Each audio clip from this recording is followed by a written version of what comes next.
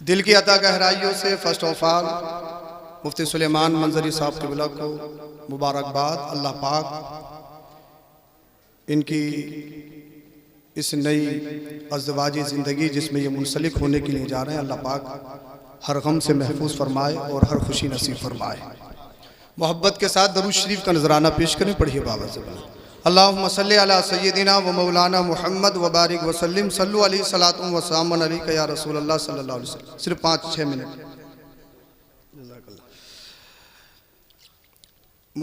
हज़रत क़िबला शेख सरताज साहब ने जहाँ से छोड़ा था, चंद बातें वहीं से बताकर मैं बात ख़त्म कर रहा हूँ। इस पुरफितन दौर में जो मुल्क के हालात हैं किसी से पोशीदा नहीं, जो नफरतों का बाजार गर्म है।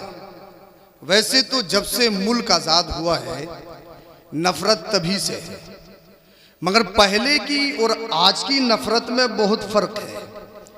पहले की नफरत कुर्सी और मंच के पीछे होती थी। जो कुर्सी पर बैठता था वो कुर्सी की लाज रखता था, कभी भी अपनी जबान से किसी एक मजहब, किसी एक तबके को टारगेट नहीं करता था। मगर अब पिछले कुछ बरसों से देखेंगे तो बड़े बड़े ओहदे वाले, बड़े बड़े मनसबों पर फाइज लोग वो अल्फाज कह जाते हैं जो एक अनपढ़ को भी नहीं कहना चाहिए। इस दौर में तुम ही मारे जाओ, तुम्हें काटा जाए, हमारी मुस्लिम बच्चियों को इर्तिदाद की तरफ जबरदस्ती ले जाया जाए, तुम ही से पकड़ पकड़ कर मजहबी नारे लगवाए जाएं। आवाज कम करो आप, इसका साउंड बहुत अच्छा है, इसकी जरा थोड़ी गूंज और आवाज कम कर दीजिए। मैं जो इन्हें बताऊं इनके समझ में आ जाए। बस 5-6 मिनट में बात पूरी हो रही है मेरी। तुम ही को पकड़कर तुमसे मजहबी नारे लगवाए जाएं और जुल्म वालाए जुल्म ये है कि किसी की मकान पर चढ़कर उसका मजहबी झंडा उतार कर अपना मजहबी झंडा लगाना। मैं कत्ल खून इसकी सपोर्ट नहीं करता, क्योंकि मैं मजहब इस्लाम को मानने वाला हूं। मैंने मोहम्मद अरबी सल्लल्लाहु अलैहि वसल्लम की जिंदगी को पढ़ा है, तो कोई भी मुस्लिम इन चीजों को जगह नहीं देता है। मगर इसके बैकग्राउंड में जाना पड़ेगा। आज ये हालात क्यों पैदा हैं, उसके रीजंस क्या हैं, उसके वजूहात क्या हैं, तो उनसे कहो क्या कहना है। ये कहना है हम हिंदुस्तान में जो रुके हैं बाई चॉइस हैं, अपनी खुशी से हैं, मजबूरी के तहत हमें नहीं रोका गया है, इसीलिए हम अपनी मर्जी से रुके हैं। हमें अफसोस होता है हमारे मुल्क के प्रधानमंत्री जब सऊदी अरबिया जाते हैं तो वहां के शेख को अपने सीने से लगाते हैं, जब दुबई जाते हैं तो वहां के शेखों से गले मिलते हैं। हम उनकी बारगाह में शिकवा पेश कर रहे हैं, हम उनसे रिक्वेस्ट पेश कर रहे हैं। आप सऊदी अरबिया के प्रधानमंत्री नहीं हो, आप दुबई के प्रधानमंत्री नहीं हो, आप हिंदुस्तान के प्रधानमंत्री हो। सऊदिया को गले से लगाने से पहले, दुबई को गले से लगाने से पहले हिंदुस्तान में आप ऐलान करो हमारा मुल्क वो मुल्क है, हमारे यहाँ पर मजहब की बुनियाद पर, हमारे यहाँ पर एक तबके की बुनियाद पर फैसले नहीं किए जाते हैं। फैसला वो होता है जो इंसाफ पर मबनी होता है। ये जरूरत है और हम ये शिकवा रख सकते हैं। ये मैंने कोई लीगल इल्लीगल जुमला नहीं बोला, मैंने सब लीगल है। ये हमारी जिम्मेदारी है कि हम अपना हक अदा करें। ईमान और अकीदा सबसे बढ़कर है, इससे बड़ी कोई चीज, और इससे बड़ी कोई चीज है? नबी की इज्जत से बढ़ के कोई चीज है? माँ बाप बहुत बड़ा मर्तबा। माँ अगर नफली नमाज पढ़ रहे हो, माँ आवाज दे तो नमाज आप तोड़ सकते हो, रुख्सत है, मगर कब तक? जब तक माँ बाप नबी की मोहब्बत के आड़े ना आए। अगर नबी की मोहब्बत के आड़े आ जाए तो फिर बाप की भी कोई हैसियत नहीं है, फिर कोई माँ की भी हैसियत नहीं है। इसलिए इस दुनिया में अगर सबसे बड़ा रिश्ता किससे? खानदान से, रिलेटिव से, हर एक चीज से सबसे बड़ा अगर किसी का रिश्ता है तो आमिना के लाल का रिश्ता है, नबी की मोहब्बत का रिश्ता है। मुस्तफ़ा से बढ़कर कोई रिश्ता नहीं है। इसलिए बहुत सारे सहाबा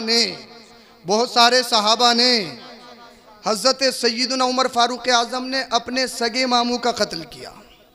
और बहुत सारे सहाबी ऐसे हैं कि बाप दुश्मनों के कुफ़ार व मुशरिकीन की तरफ से आए और शहज़ादा नबी करीम सल्लल्लाहु अलैहि वसल्लम की तरफ से है। तो नबी की मोहब्बत, नबी का जो ताल्लुक़ है, नबी से जो रिश्ता है, वो सबसे बढ़कर है। और वो कहो जो बरेली का इमाम कहता है।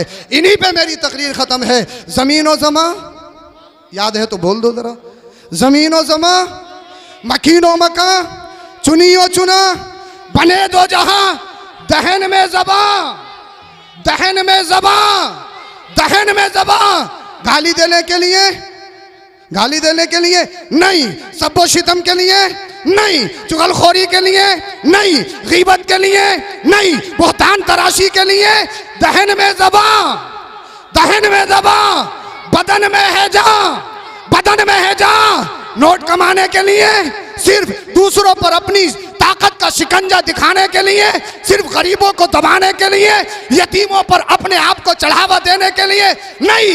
ऐलान करो, दहन में ज़बां, बदन में है जान। हम आए यहाँ, उठे भी वहां। और ये ऐलान करो या रसूल अल्लाह, तुम्हें जाना तुम्हें माना, न रखा गैर से काम, लिल्लाहिल हम्द में दुनिया से मुसलमान गया। अस्तगफिरुल्लाहल अज़ीम व मा अलैना इल्लल बलाग। सैयद अफरोज़ मियाँ, सैयद आलिम मियाँ बैठे हुए हैं। आप इनके चेहरे का दीदार करें 3-4 मिनट बस। मुबारकबाद पर आप मोहब्बत से कह दें सुभान अल्लाह। बस मेरी गुजारिश है, आप मुझे देख ले 1-2 मिनट, जरा एक मरतबा और कह दे या रसूल अल्लाह। आला हज़रत इरशाद फरमाते हैं, अल्लाह की सरताबा कदम शान है ये, अल्लाह की सरताबा कदम शान है ये।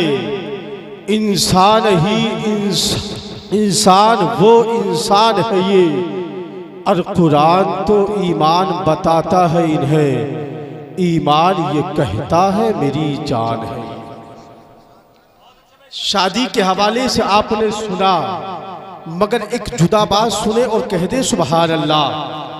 हर इंसान जन्नत चाहता है, हर इंसान इज्जत चाहता है, ये चीज फितरी है। इंसान की अगर तारीफ हो तो इंसान खुश होता है। इंसान को अगर कोई परहेजगार कहे, इंसान खुश होता है। हम काम, जरा देखें मेरी तरफ, बिल्कुल मुतवज्जे होकर कह दे सुभान अल्लाह। इंसान चाहता यह है कि मैं जन्नती हो जाऊं, इंसान चाहता यह है कि लोग मेरी इज्जत करने लगे।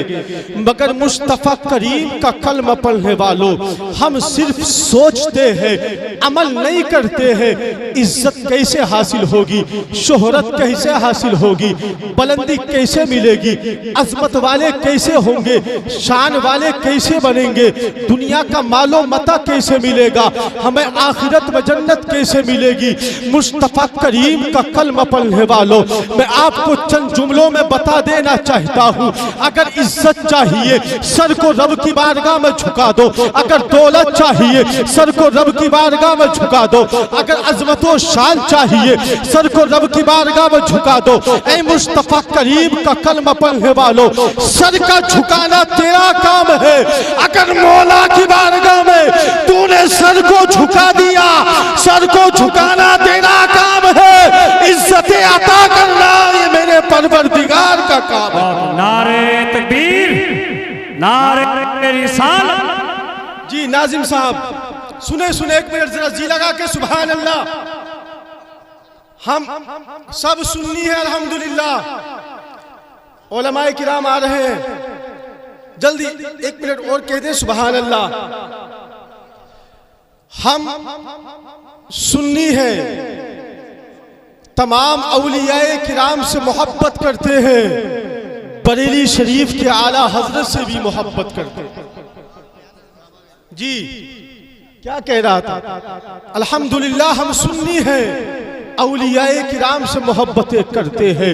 मैं सिर्फ आपको ज़हन देना चाहता हूँ, हम अल्लाह के वलियों से क्यों मोहब्बत करते हैं, हम अल्लाह वालों से क्यों अकीदत रखते हैं। हम हुजूर गौसे पाक के नाम पर पिछले महीने में बहुत खर्च किया। मैं आपसे पूछना चाहता हूँ कि आपकी मुलाकात हुजूर गौसे पाक से हुई कि आपने उनको अपनी ज़ाहिरी निगाहों से देखा कि आपका कोई उनसे ताल्लुकात है?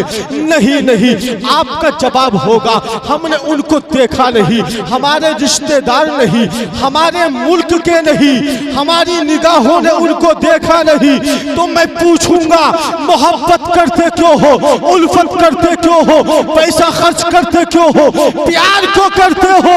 तो जवाब होगा अल्लाह को राजी किया है, दिल से मोहब्बत कर रहे हैं। मुस्तफा का कलमा पढ़ने वालों, अगर आप भी नमाजी हो जाए, मौला की बारगाह में सर को झुका दे, जो रब की बारगाह में अपना सर झुकाता है, रब ताला लोगों का दिल उसकी तरफ झुका दिया करता है।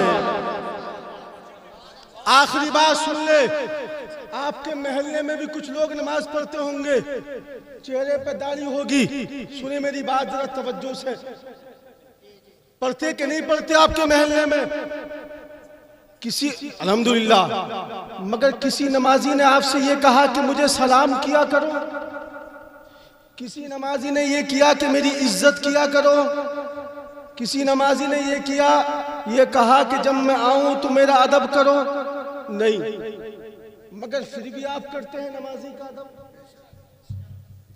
भाई महल्ले में बहुत लोग रहते हैं, शहर में बहुत लोग रहते हैं, मगर अदब नमाजी ही का क्यों किया जाता है, क्यों उसको सलाम किया जाता है?